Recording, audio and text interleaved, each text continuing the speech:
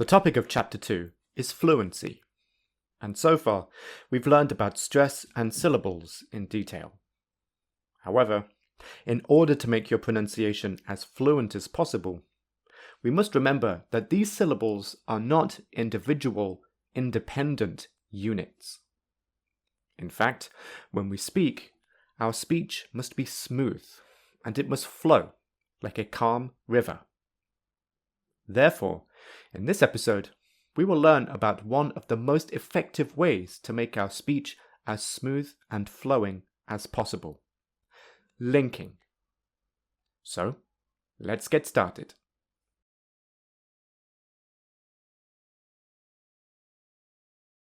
Before we learn about linking in detail, I'd like to share with you the experiences of one of my Chinese students. Her speech is very smooth and flowing now, but it was very different when she started to learn English. She told me, "I had so many problems with this when I was young. My speech sounded like a robot because the syllables were very separate. They sounded like they were chopped up into individual pieces. I didn't have long gaps between them, but they did not flow together. I think it was because I stressed every syllable, like we do in Chinese. It took me a long time to be able to say unstressed syllables correctly.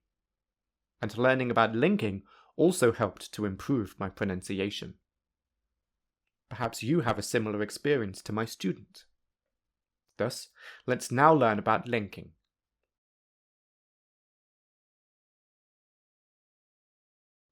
Linking is joining words together to make a continuous flow of sound.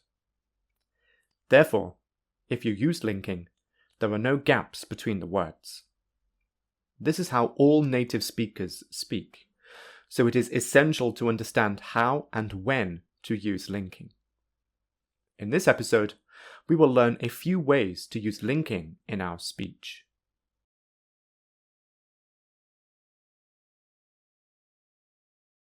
But firstly, why do we use linking? I can think of two reasons. Firstly, if we understand linking, then it helps us to understand the speech of native speakers. For example, a cup of tea, spoken in normal native English speech, sounds like one word. If you ask a beginner learner of English, who doesn't know anything about English grammar, to write this phrase, he or she might even write it as one word. He or she might spell it something like a cup of tea. The name of a group of words, like a cup of tea, is a sense group, because it is one complete meaning, even though it is more than one word. If we say it slowly, we can hear it is four words: a cup of tea. So, understanding how to join words together to make natural, flowing English helps us to understand what we are listening to.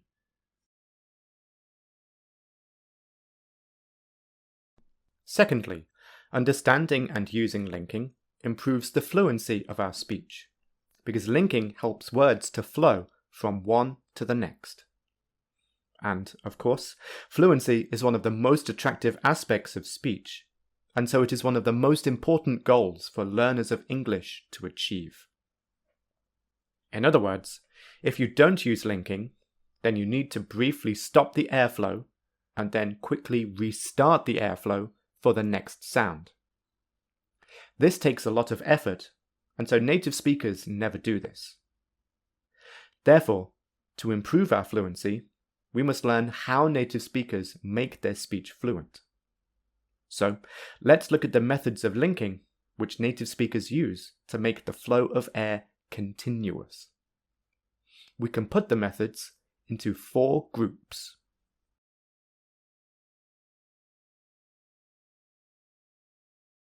The first group of linking methods is linking that happens between a consonant and a vowel. If the final sound of a word is a consonant, and the first sound of the next word is a vowel, then the consonant moves to the start of the next word. For example, I will now say two words without linking. Fried egg, fried egg, fried egg. You can hear that if the d is at the end of the first word, then there is always a short gap before the second word is spoken. However, with linking, there is no gap. Fried egg, fried egg, fried egg. Therefore, the d is now at the start of the second word.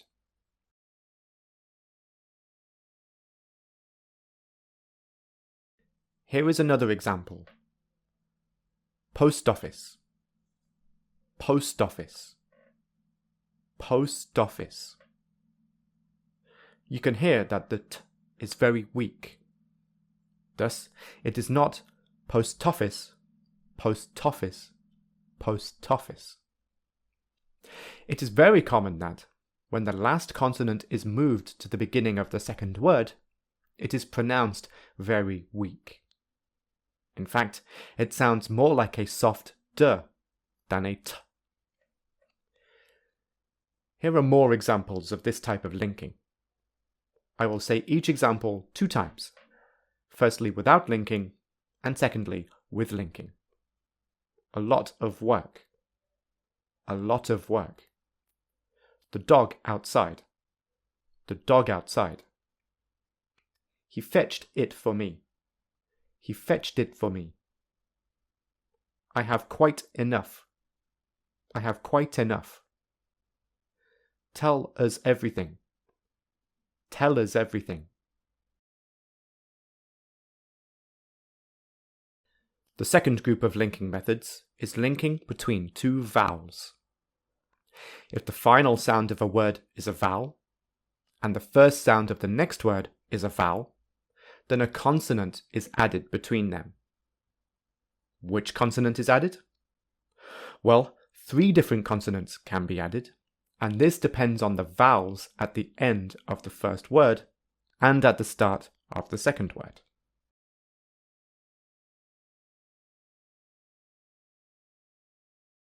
Firstly, r can be added if the vowel at the end of the first word is r, or, This includes double vowels ending in and the vowel at the start of the second word is any vowel. This linking method happens in British English, but not American English, because American English already has many r sounds between vowels, whereas British English doesn't have these. On the screen, you can see an example for every vowel at the end of the first word. Like before, I will say each example 2 times, firstly without linking, and secondly with linking. Far away, far away. More eggs, more eggs. Her own, her own. Over again, over again. Near enough, near enough. Hair in, hair in. Cure of, cure of. Interestingly, r can also be added inside words, not just between words. For example, drawing, drawing, and withdrawal, withdrawal. So, we can actually say that this method also happens between syllables, not only between words.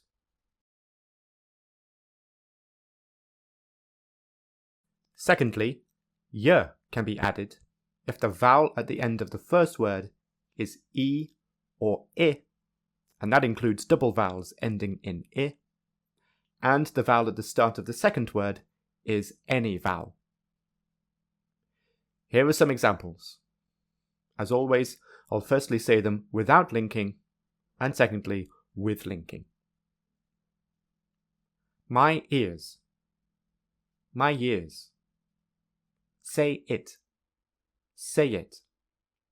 Boy over. Boy over. We agreed. We agreed.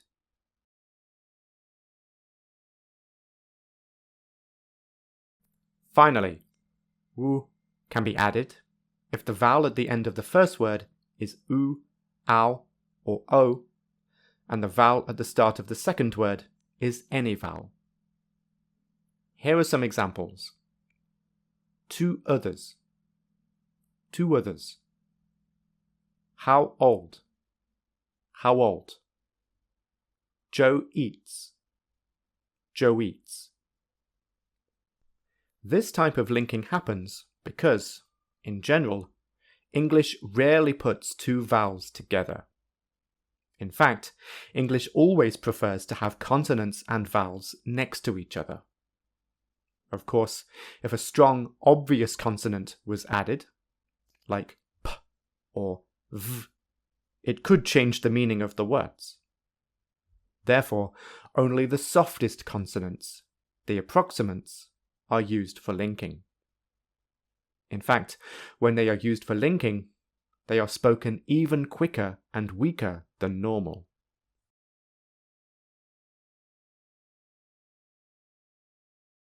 The third group of linking methods is linking between two consonants.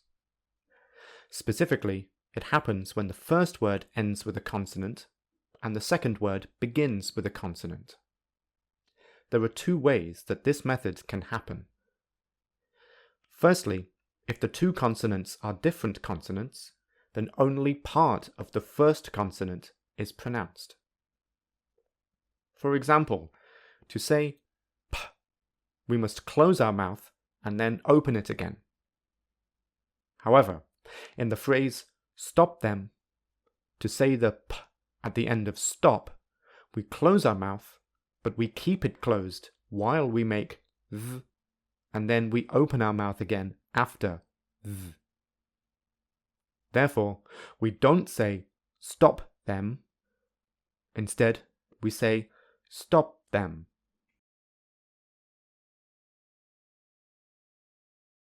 The second way that this method of linking can happen is if the same consonant ends the first word and begins the second word.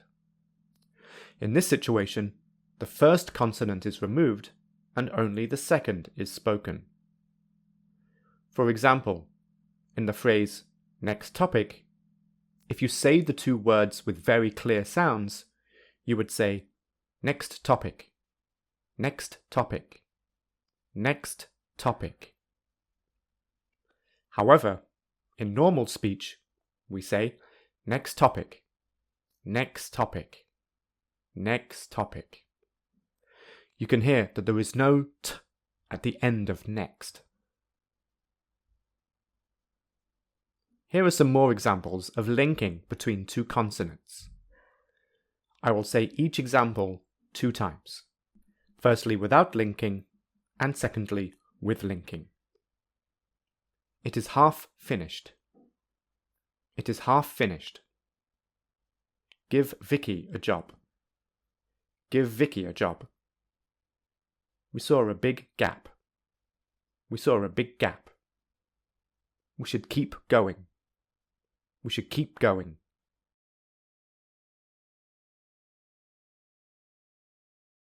The final method of linking is between 3 specific sounds. It happens when the final sound of a word is t or d, and the first sound of the next word is y.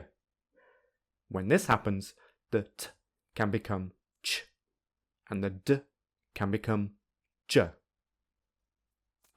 These two consonants are affected by y in very similar ways, and this is because they are both very similar sounds. They are both alveolar plosives. The only difference between them is voicing.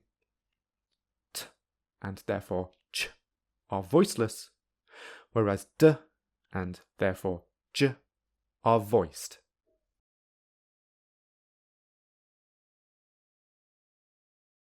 There are other ways to link these sounds. You could use the glottal plosive instead of ch, if you prefer.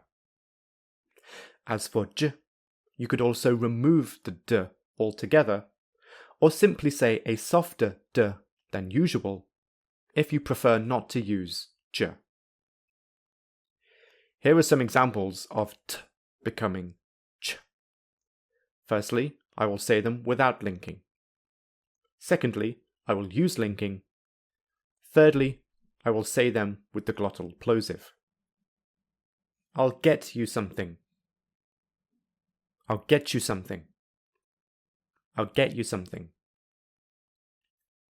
Don't you like it? Don't you like it? Don't you like it?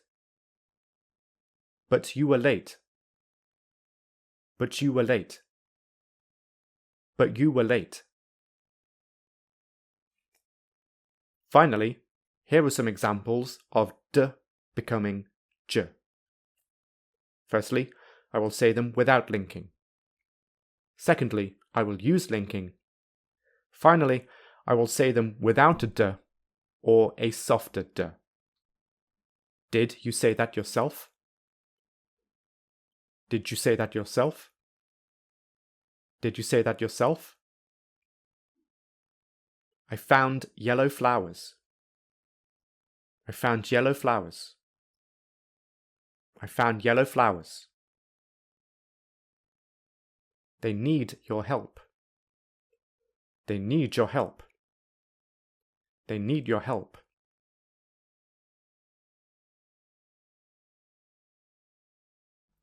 Okay, those are the 4 groups of linking methods. Before we move on, here is a summary of them. Feel free to pause the video to check your understanding. On this screen are the first and second groups, and on the next screen are the third and fourth groups.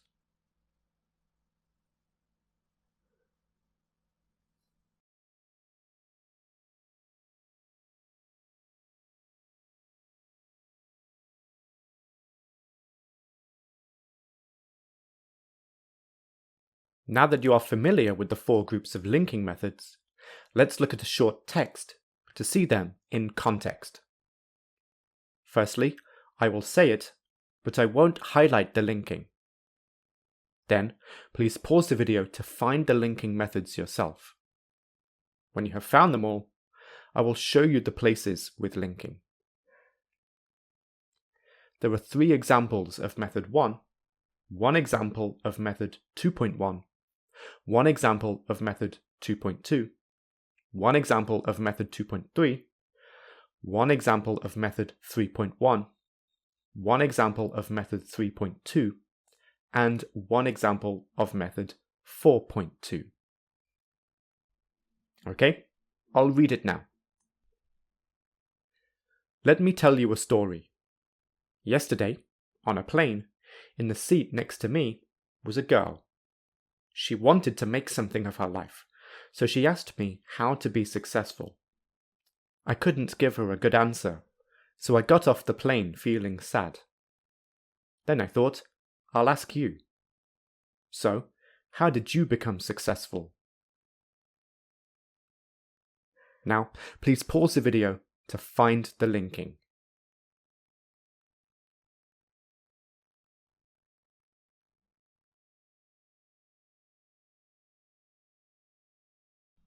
Okay, here are the places with linking. For each example, I will firstly say the 2 words without linking, and then with linking. You were, on a, honor, seat next, next to, was a, wanted to, she asked, her good answer, got off, I'll ask, did you,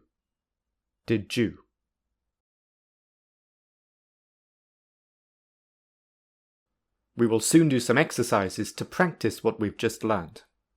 But firstly, Please answer these questions.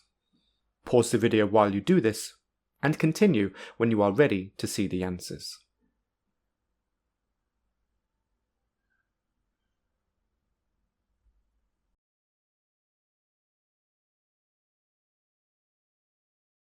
Here are the answers.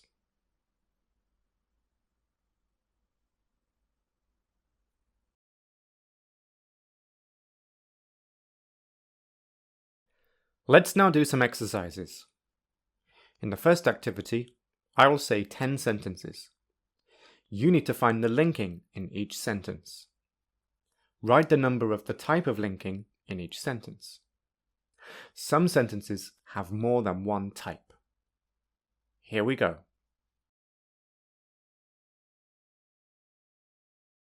1. Would you like to try it out? 2. I lose out to my old pal. 3.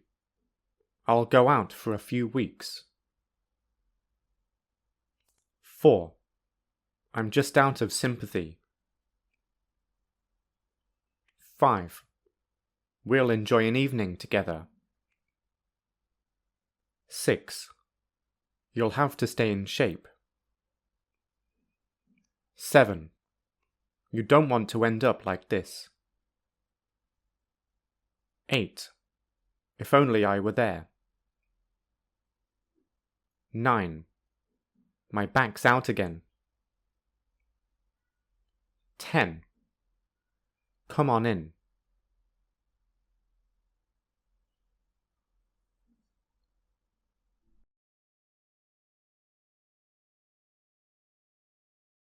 Here are the answers.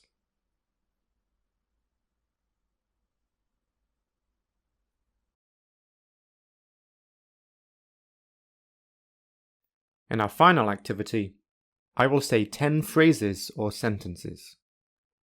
Firstly, you need to write the phrase that you hear. Secondly, write the number of the type of linking in each sentence. Here we go.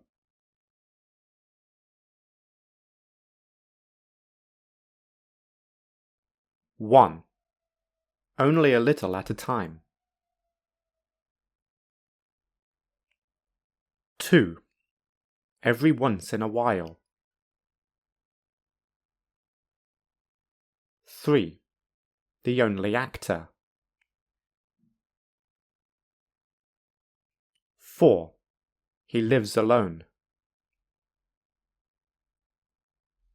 5. He lives a highly organized life. 6. Who brings it up? 7. She goes to art classes every other day. 8. Who can beat you at tennis? 9. Can I look at it? 10. He looked at it in the window.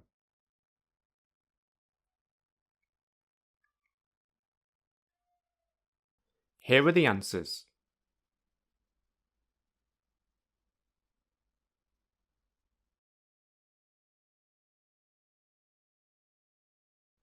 This is the end of episode 8 in chapter 2. Thank you for watching.